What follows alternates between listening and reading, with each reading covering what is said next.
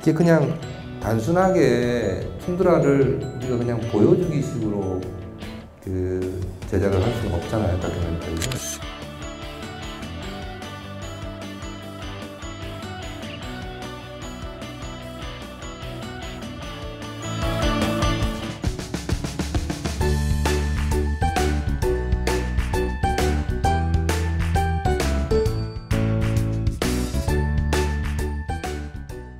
일단 처음에 그것이 알고 싶다의 히트코드 분석과 그 히트코드 속에서의 스토리텔링을 중심으로 먼저 말씀을 드릴게요.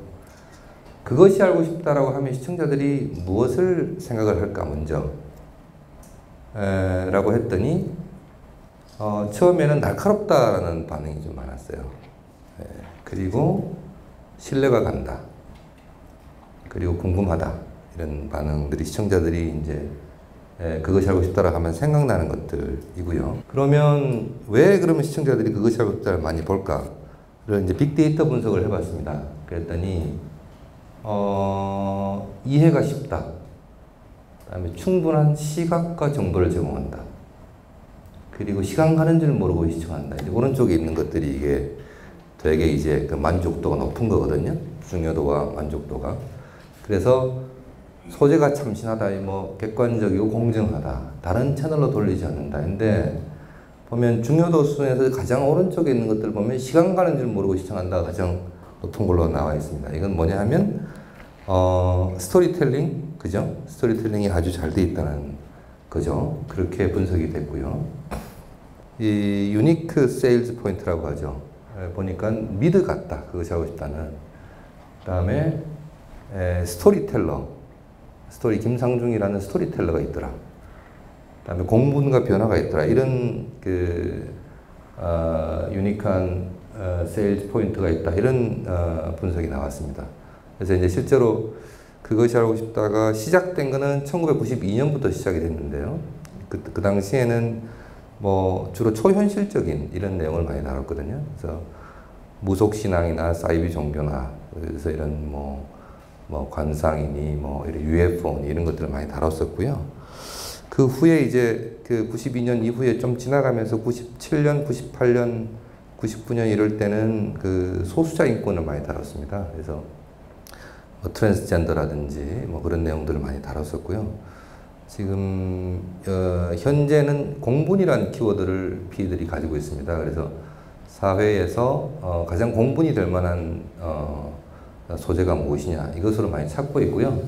근데 그것을 푸는 방식을 그것이 알고 싶다가 생기면서 십몇 년이 지나면서 푸는 방식을 하나의 그 변화를 가져왔어요. 그 전에는 기존에 이제 과거에 PD수첩이라는 그런 큰 시사 프로그램이 있으면서 사실을 취재하고 사실을 보도하는 것 위주로 갔었다면 어느 순간부터 2000년 후반기에 들어서면서부터 2005년 이후부터는 좀 큰 틀의 변화가 시작이 됐습니다. 그 뭐냐 하면 스토리텔링을 중심으로 가져가서 스토리텔링에 맞는 영상 구성을 하자. 그렇게 해서 PD들이 그런 이제 합의가 모여졌어요. 그래서 뭐 잘 아시다시피 그 2006년, 2007년, 2005년 이럴 때는 시사 프로그램을 한다는 것 자체로 되게 재미있어하고 관심을 가지고 보는 시청자들이 많았었거든요. 근데 그 2007년, 2008년이 지나가면서 시사 프로그램 자체를 한다는 것이 더 이상 이제 그 메리트가 되지 않은 시대가 와버렸어요. 그러면 이제 우리가 어떻게 이 시대에 맞춰서 사람들에게 재미있게 보게 할 것인가 그걸 고민하다가 미드처럼 만들자. 그 다음에 스토리텔링을 중심에 서서 프로그램을 가져가자. 그리고 그것으로 외연을 포장하되 그 안에 담는 내용은 그 사회적인 공분 그리고 사회적인 변화를 이끌어갈 수 있는 그런 내용을 담자. 이게 컨센서스가 저희들끼리 모아졌고요. 그래서 이것이 지금 이제 분석한데 하나의 그것이 알고 싶다의 특화된 그런 세일즈 포인트가 되어 있는 상황입니다. 그 시사 프로그램의 스토리텔링과 다큐멘터리의 스토리텔링은 차이가 좀 많이 나는데요. 지금도 계속 다큐멘터리 스토리텔링을 어떻게 해야 될까라는 거는 과거부터 계속 우리가 고민을 해왔던 부분이고 앞으로도 고민을 해야 될 부분인데, 일단 최후의 툰드라를 제가 만들었던 걸 중심으로 해서 스토리텔링을 어떻게 했는지를 말씀을 드릴게요. 최후의 툰드라를 찍으면서 머릿속에서 계속 생각을 했어요. 그 영하 60도에서 야, 사람들이 살 수 있을까? 이게 그냥 단순하게 툰드라를 우리가 그냥 보여주기 식으로 제작을 할 수는 없잖아요, 다큐멘터리를. 그래서 제가 한 6개월, 총 있었던 기간 6개월 정도였는데, 겨울부터 해서 겨울이 오기 직전까지 있었거든요. 그러니까 1년 정도였는데 왔다 갔다 빼고 6개월 정도 이제 툰드라에 살았는데, 살면서 계속 생각했던 게 어떤 스토리텔링 구조를 가지고 가야 될 것인가 였어요. 그래서 이제 시사 프로그램의 스토리텔링하고 좀 다르잖아요, 다큐멘터리는. 그래서 다큐멘터리 스토리텔링은 관찰인데, 관찰을 해가지고 그걸 하나씩 모아가지고 이제 서사 구조를 만들어 가야 되거든요. 그래서 처음 보였던 게 술록이었어요. 그 다음에 뭐 추위 뭐 이런 거였거든요. 그래서 계속 좀 관찰을 했습니다. 네. 좀 지켜봤더니 툰드라의 아이들이 보이기 시작하더라고요. 다큐멘터리 최후의 툰드라는 아이들을 중심으로 가져가야겠다. 잡아서 아이들을 이제 캐릭터를 찾기 시작했습니다. 우리 프로그램의 최후의 툰드라의 주인공은 누가 좋을까? 몇 살이 돼야 될까? 이걸 생각했거든요. 근데 저는 7살 되겠습니다. 왜냐하면 7살이 되면 툰드라 쭉 생활을 7살 때까지 하다가 학교를 가요. 처음으로 문명세계를 만나는 거거든요. 그래서 앞부분에 툰드라 생활을, 애들 생활을 쫙 보여주다가 문명세계로 헬기를 타고 가는 순간이 어떨까? 그 문명세계에 가서 기숙사 생활을 해야 되는데 그때 애가 어떤 기분이 들까?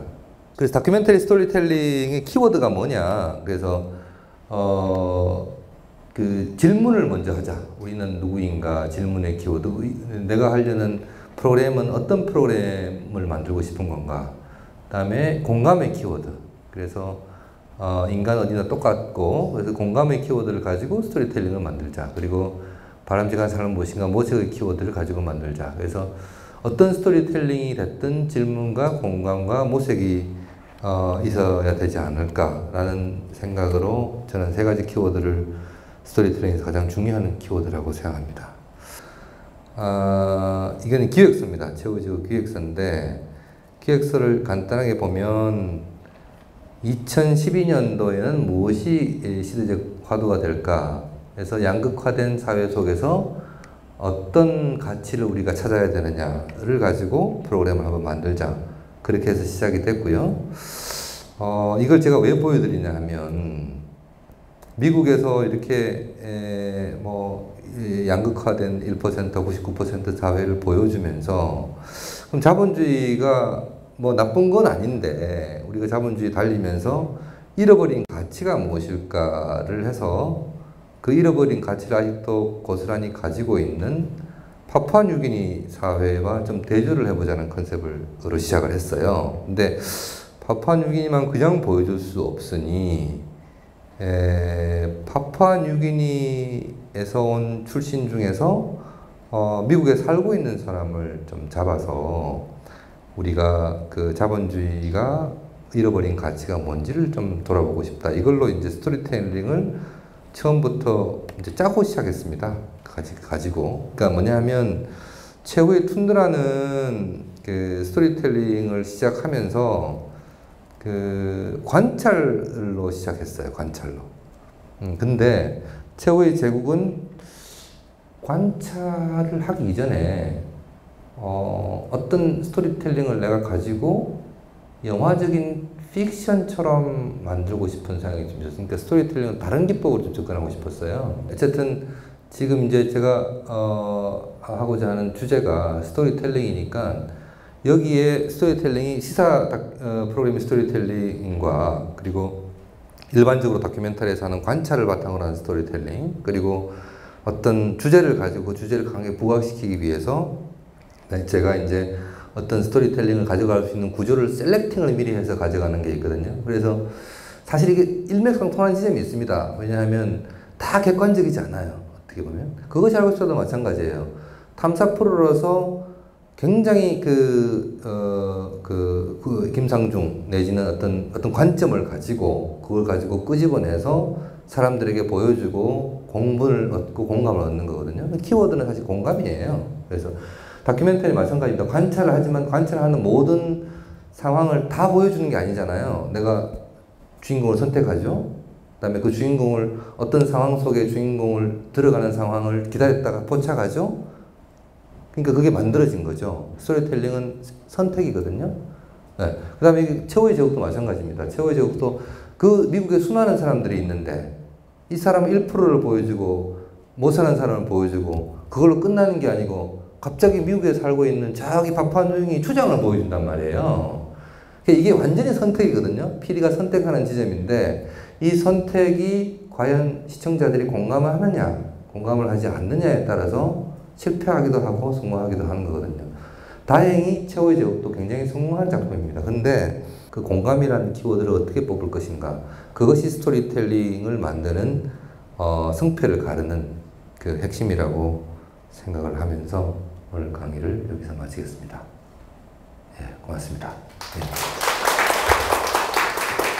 그것조차 못하는데